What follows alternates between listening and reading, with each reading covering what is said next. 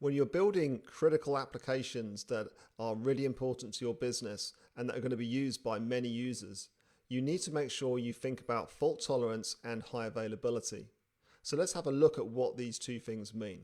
Now, both of them are really all about making sure that your application is still running all the time and there's no interruption, there's no failure that causes your application to not be available anymore, so your users can't connect to it.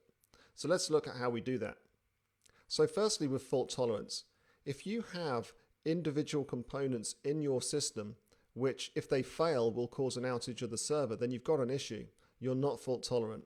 So in this case, the network card has failed and the system can no longer connect to the network.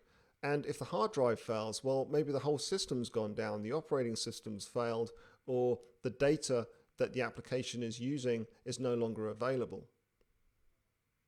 So in this case, the system may fail if there's no built-in redundancy. You need to make sure you have redundancy. So how do we do that? Well, what we do is we simply add multiple components. So now we have a second hard disk drive. We have a second network card.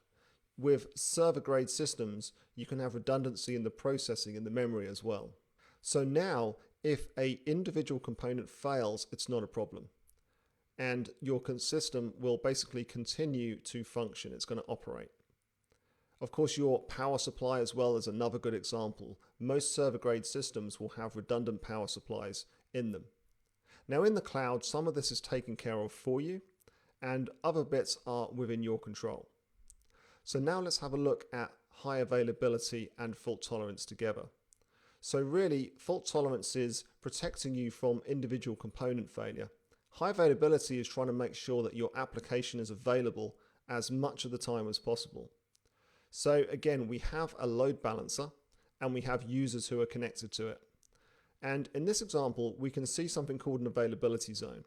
Now, we'll talk about this more when we get into the details of Amazon Web Services, but in AWS, an availability zone is basically a data center. It's composed of one or more data centers, which means our 4 web servers are split between 2 separate data centers, and there's a load balancer in front of them.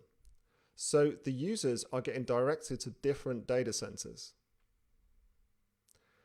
So think about that availability zone as an isolated data center, which if it fails will not take out all your systems because your systems are actually distributed across multiple availability zones. So let's say web server 2 fails. The connection is lost, but now the connection is re-established to web server 4 in the second availability zone. Now the same would happen if the entire availability zone failed for some reason. So web server 2 is then removed. So web server 2 is gone because it failed. Now in the cloud, you don't try and fix things very often. If it fails for some reason, you can just terminate it, get rid of it, and then launch a new one.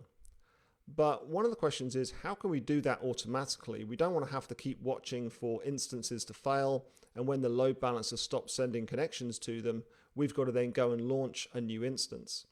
So we can use a service called auto-scaling.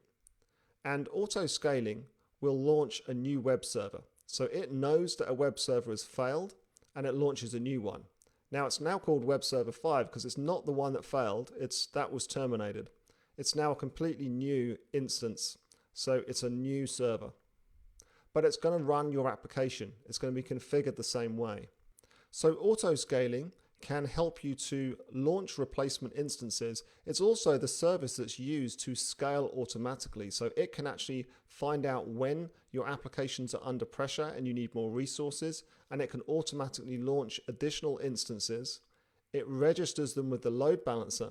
So the load balancer will then know to send data or incoming connections to those instances.